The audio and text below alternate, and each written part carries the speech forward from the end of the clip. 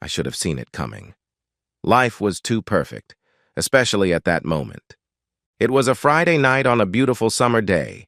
My Corona was icy cold as it slid down my throat.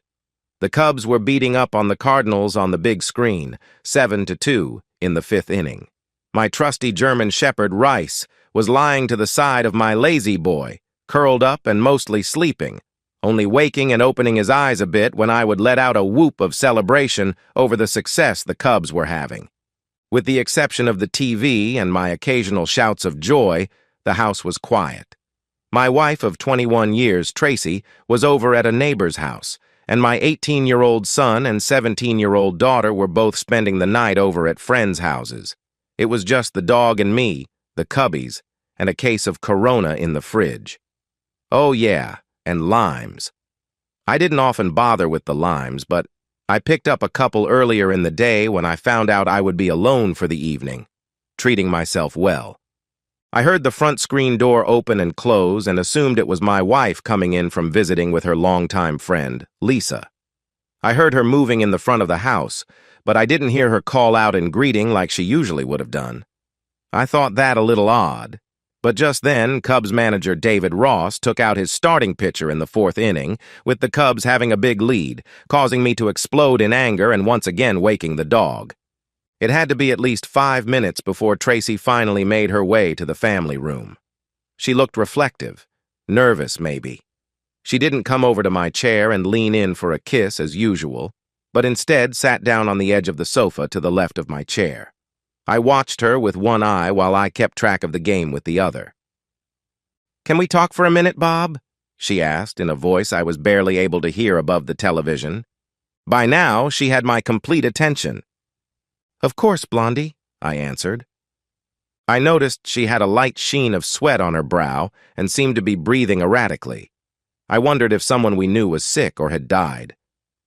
"Can you shut the TV, Bob?" she asked as she clenched and unclenched her fists. Shutting the TV in the middle of a Cub game? She knew what she was asking. This had to be something big.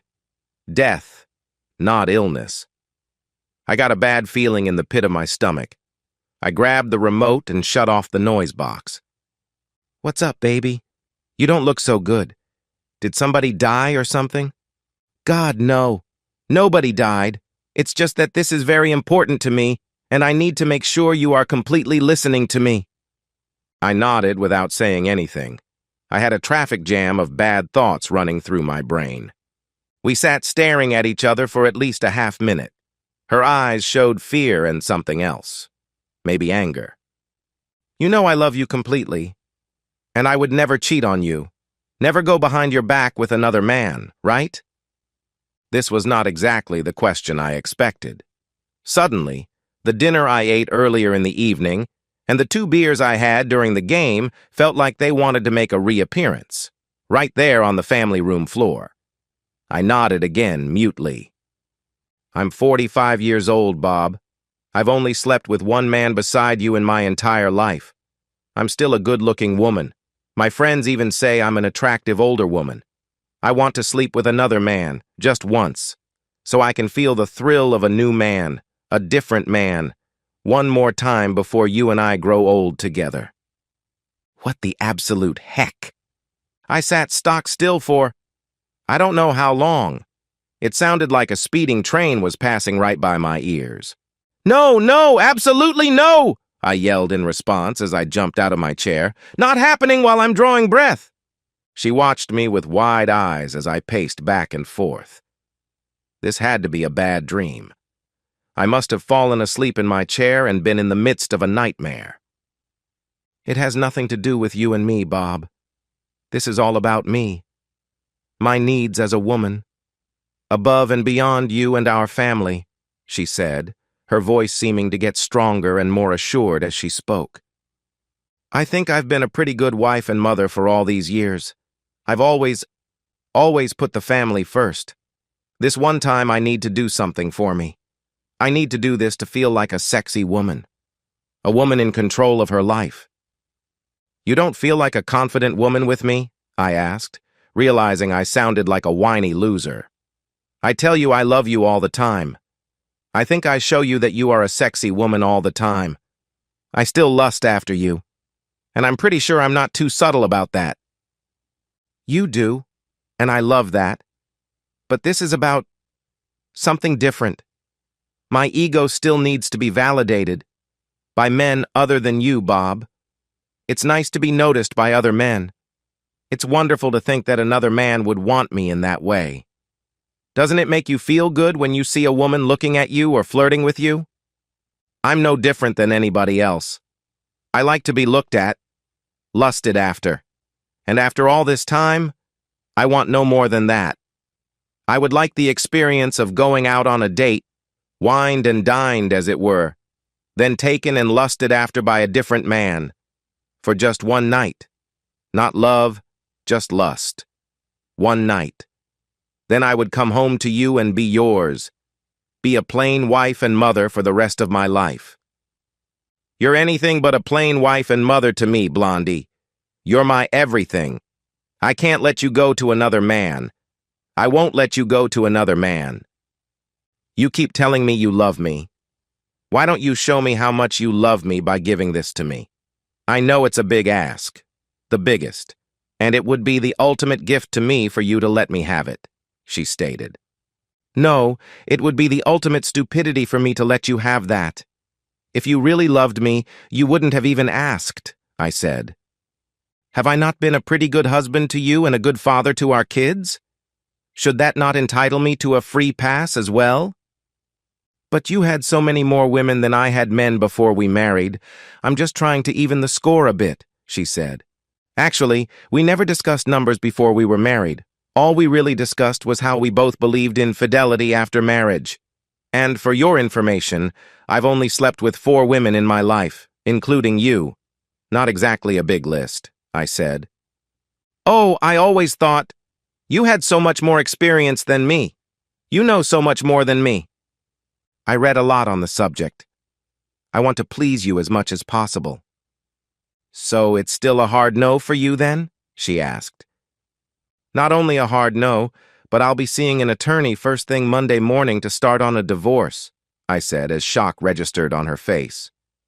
But, she stammered, I realize how hard this must have been for you to ask for the pass, so that tells me that you're really serious about this, which tells me that you're not going to let this go easily.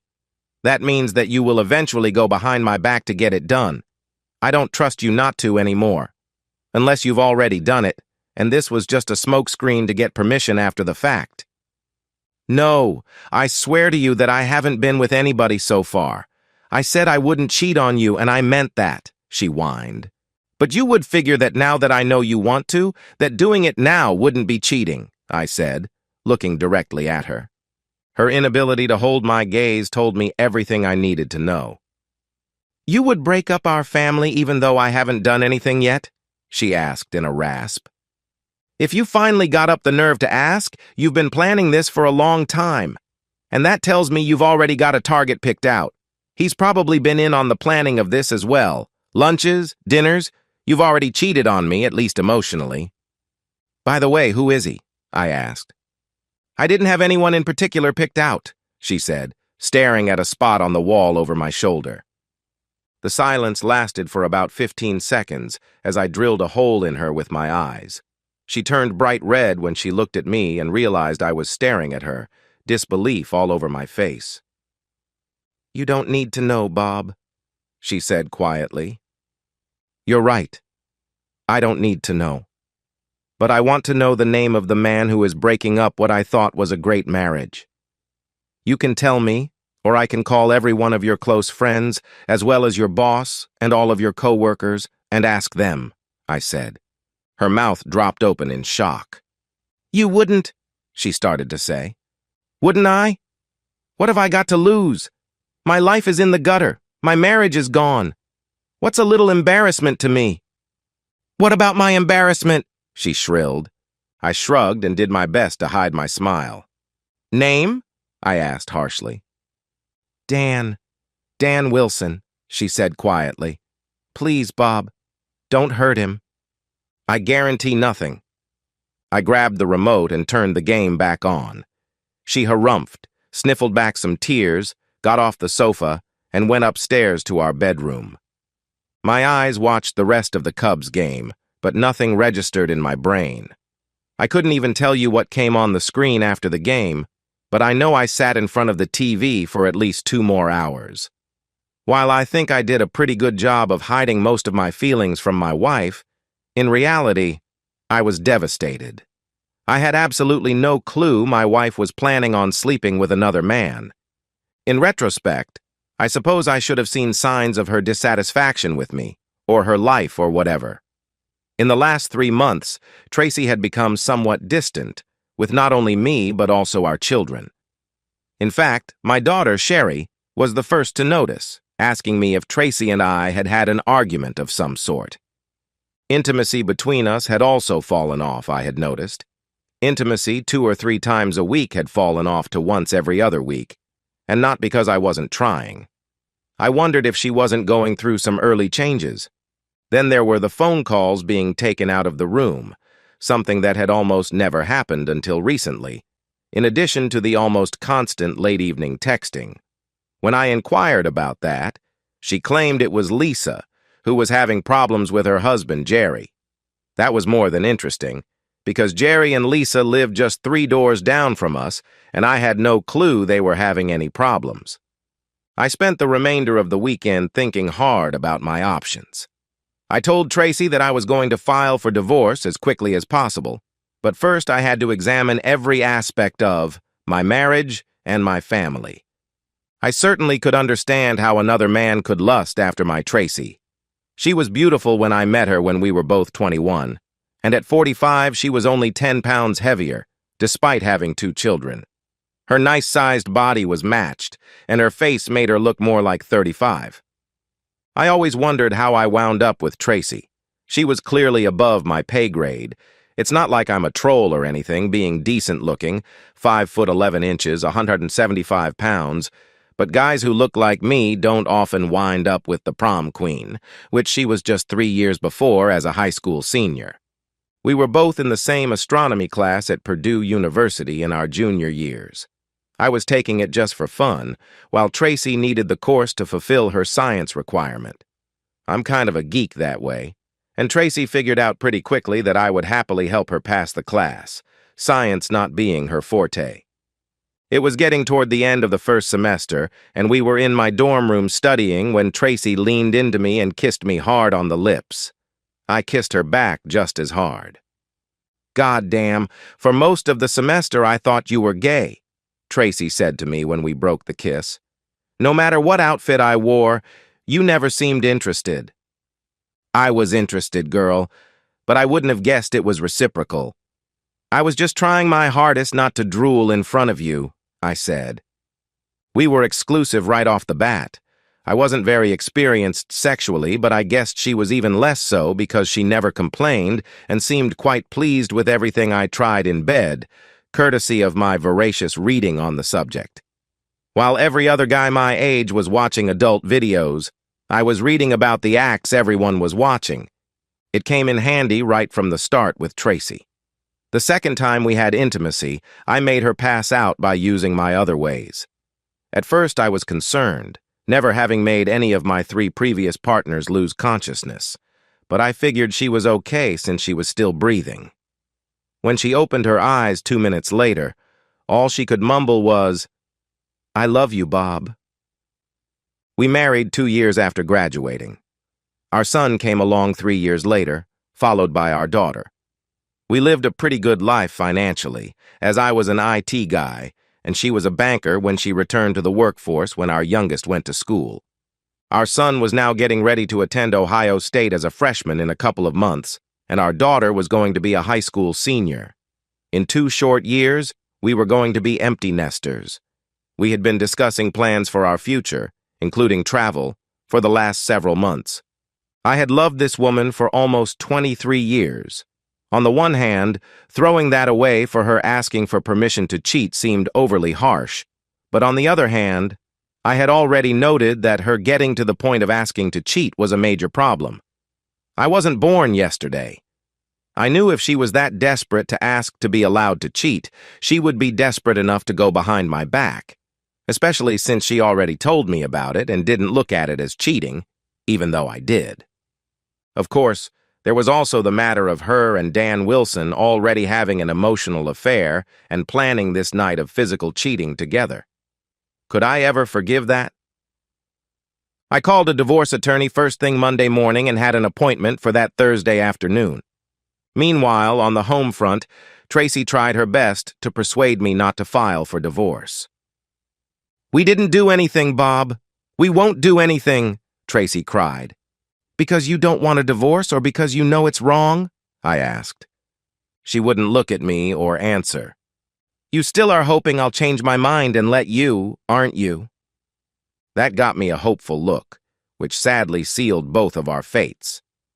I had Tracy served 1 week after I met with my attorney. We lived in a no-fault state and made similar money, so the finances were easy.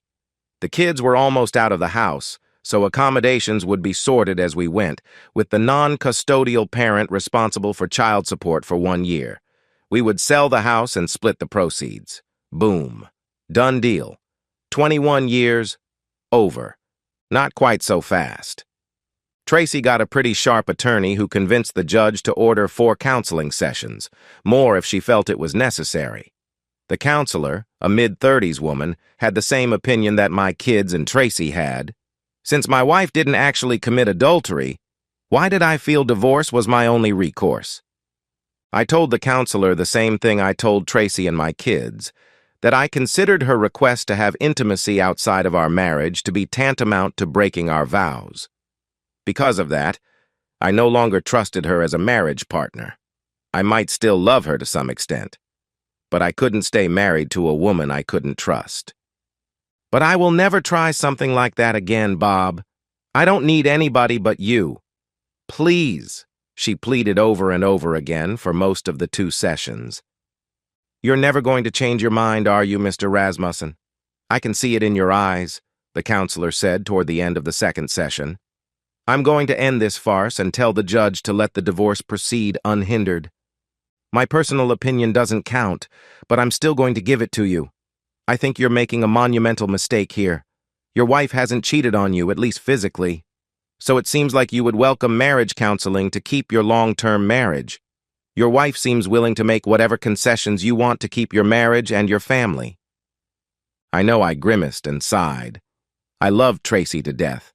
I didn't make this decision by flipping a coin. "There's the difference between the way you and I look at things, Dr. Baker. You called it a concession.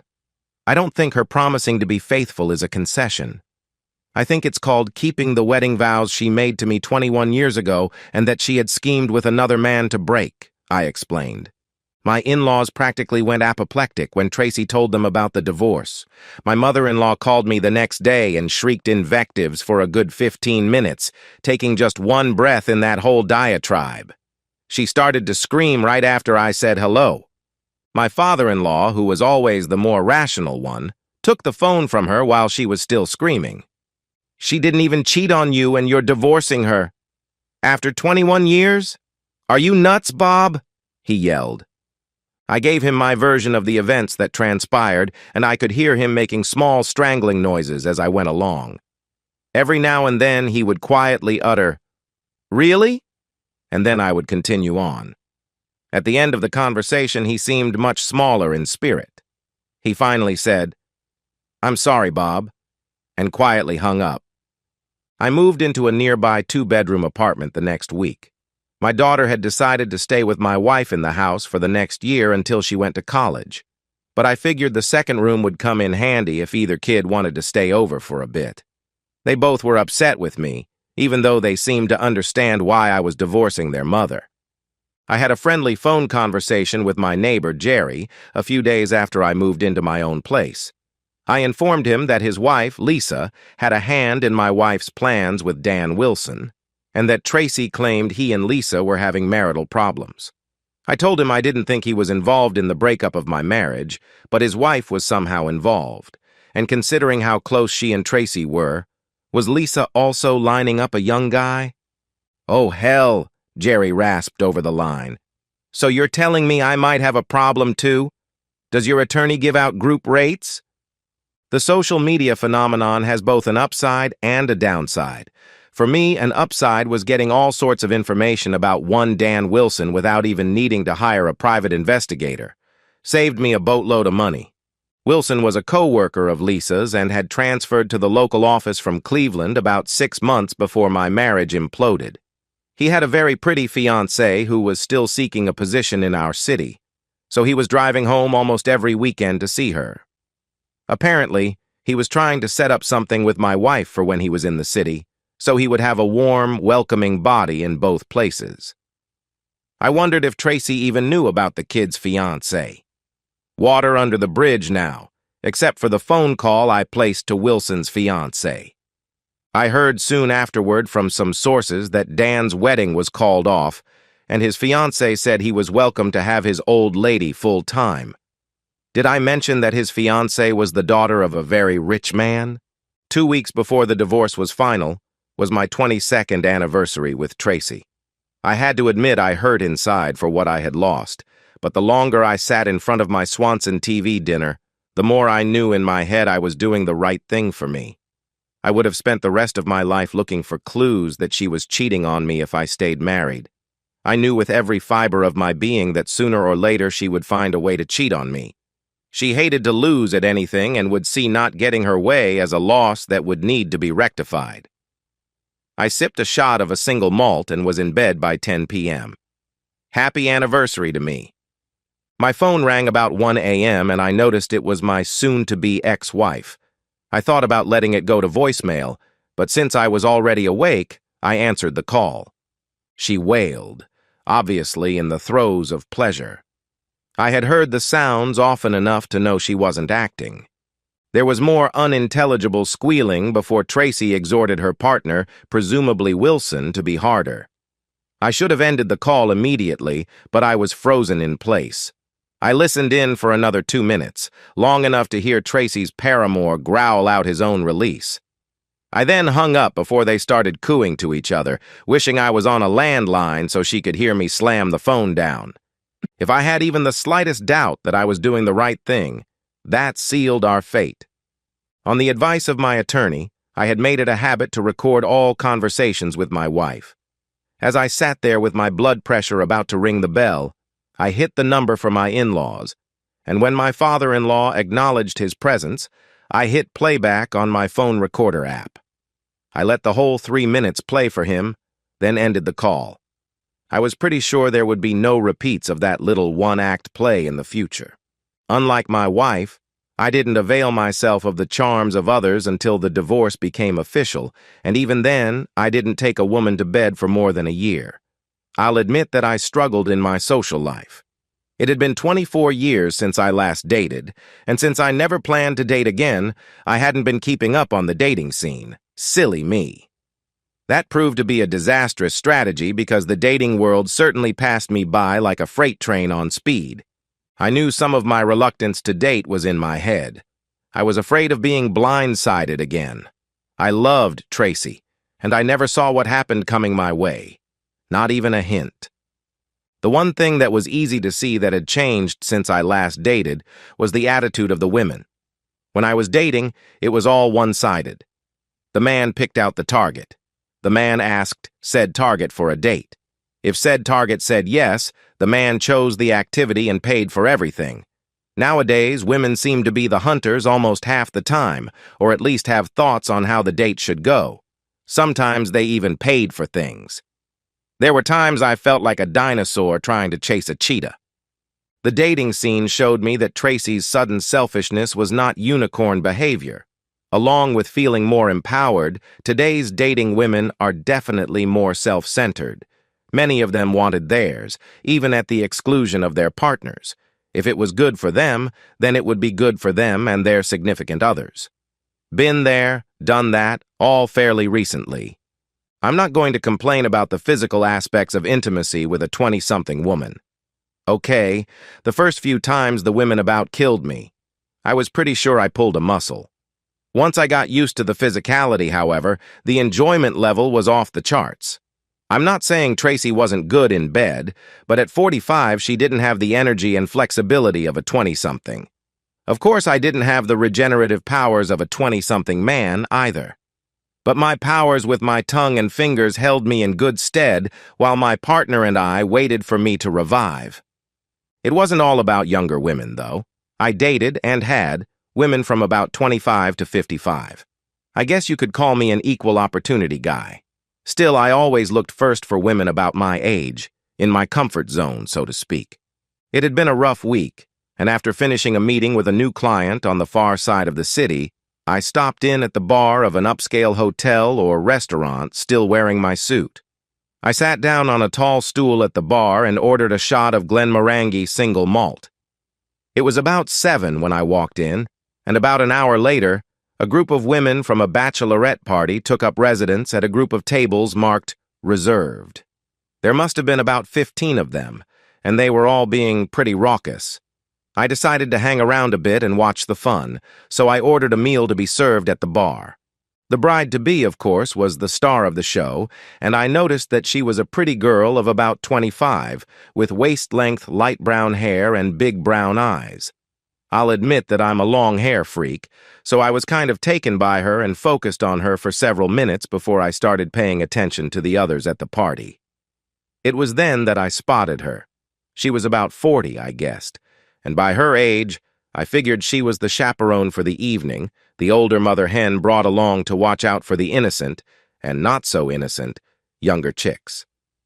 The first thing I noticed was that she seemed to be a little fidgety in her mid-thigh length black skirt, which seemed to be riding up a little higher on her legs as she sat in her chair. Several times in the first few minutes she tried unsuccessfully to pull the skirt down. I smiled to myself. She did have nice legs. She also seemed to have a sizable chest, not quite hidden under the tight lavender silk blouse she was wearing.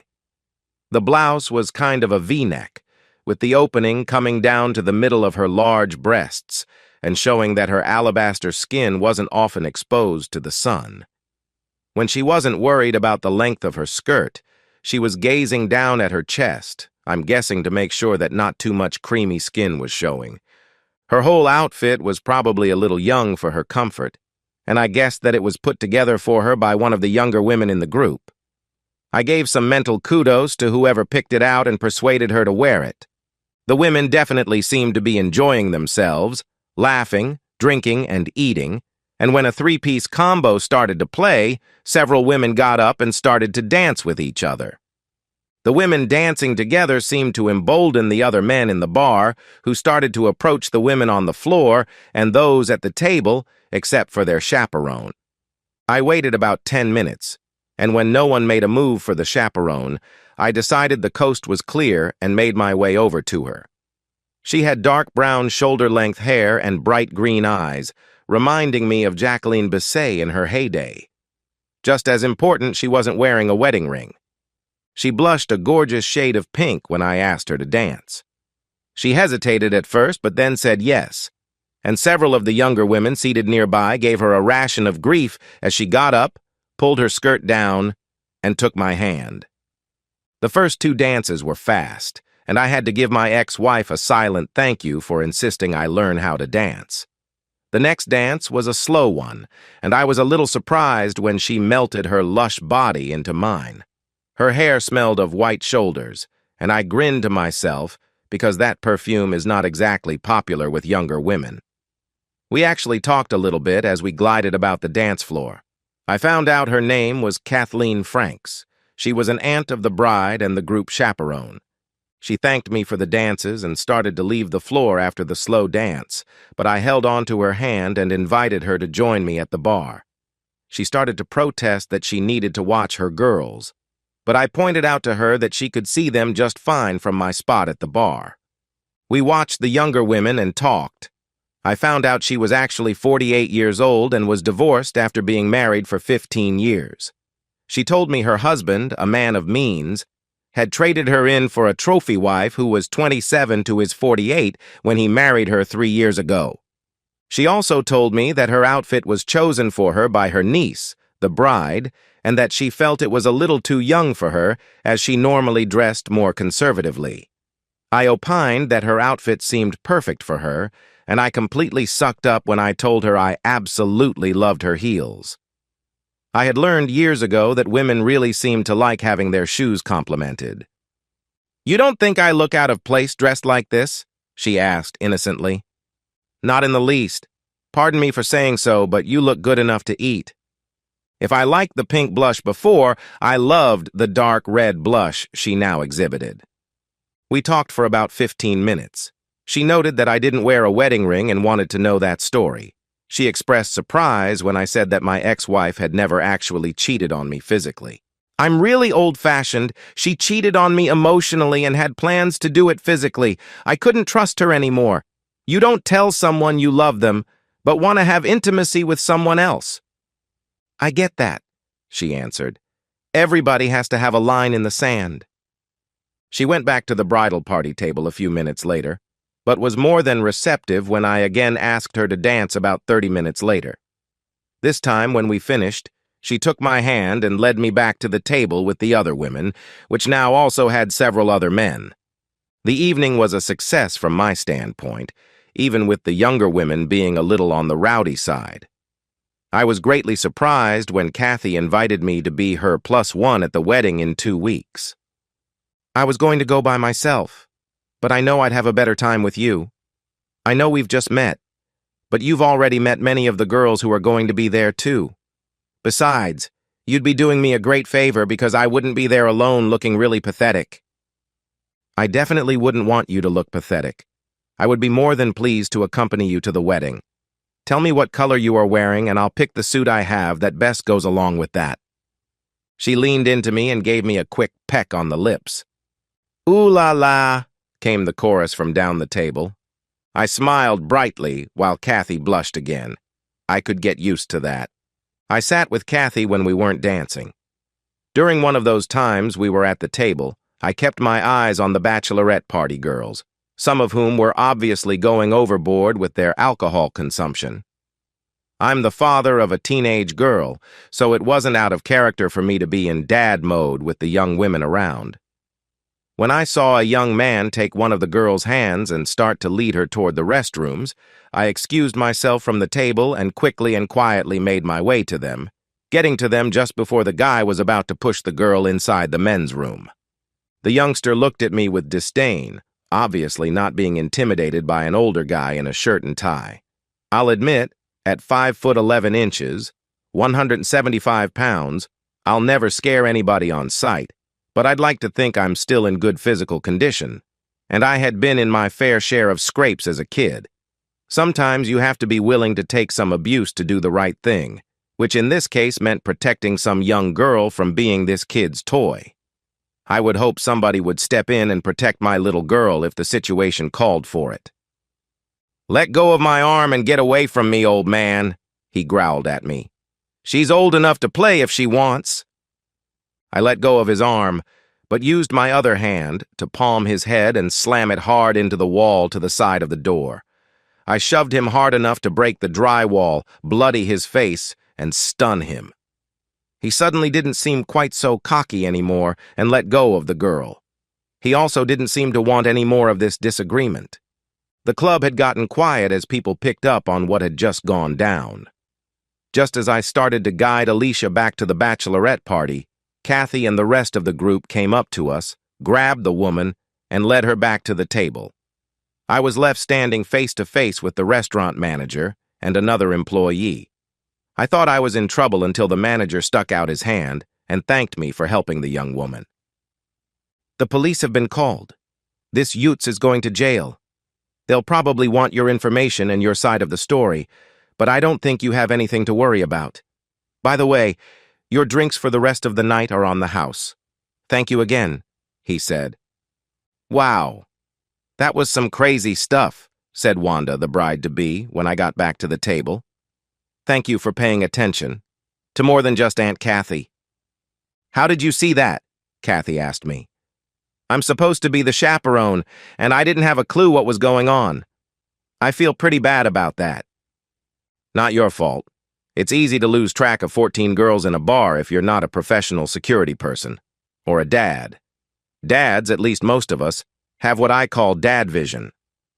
I talked and kibitzed with the women at the table until they decided to leave and go somewhere else for the remainder of their evening.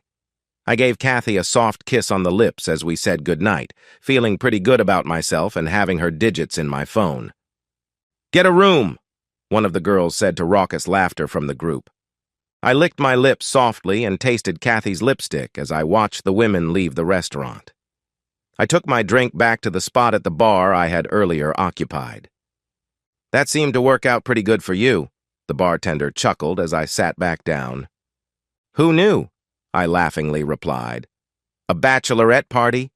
Give me one for the road so I can celebrate my good fortune before I go." My new best friend, Sean the bartender, earned himself a double sawbuck as a tip for the night. Kathy's dress for the wedding was light blue, so I wore my dark blue pinstripe suit, which I considered to be my own-the-room suit. I thought we made a handsome couple, as did several of her relatives at the wedding. Several people came up to me at the wedding and thanked me for looking out for Alicia. Apparently, the bride had spent the previous 2 weeks telling everybody who would listen that I was some kind of a hero. "Heroic and handsome. What a great combination," said Kathy's sister, Donna Fulham, the mother of the bride, as she glided up to us to introduce herself to me before the wedding. "Thank you for helping the girls a couple of weeks ago and for making my sister look like she has gotten better taste in men." I also met Kathy's 24-year-old daughter, Marissa, and her fiancé, Ben. "Well, at least one of my parents doesn't troll for dates at an elementary school," Marissa said upon meeting me. "Dad's absolutely going to hate you if you stick around long enough to get introduced to him." By the time the reception was over, I knew Kathy and I would go the distance. I introduced her to my kids a month later. My son took to her quickly. My daughter was a bit standoffish. She was still somewhat annoyed at me for divorcing her mother, even though Mom didn't even cheat on you. My son got it, though. He had a serious girlfriend, and we had a full discussion on fidelity and what it meant to each of us one night. My wife, Kathy, and I retired several years ago. We celebrated our 25th anniversary with an Alaskan cruise. With the help of a daily Cialis and Astroglide, we make love every morning before we shower and get on with our lives. At our age, it's more about connecting than it is about intimacy. All 3 of our children are married and doing well. We have a total of 6 grandchildren. I've only talked to my ex-wife maybe a couple dozen times since our divorce, counting our kids' weddings and Christmas holidays. She's been married and divorced a second time. My kids tell me she blames me for her life being what it is. "I never actually cheated on him," she still tells them. "Some people just don't get it." And so, we've reached the end of today's story. Was it what you expected, or did it take a twist you didn't see coming? I'm curious to hear your thoughts. Share them in the comments below, and let's get a conversation going. If this story kept you hooked, make sure to hit that like button. And if you're new here or just haven't subscribed yet, now's the perfect time to join our community.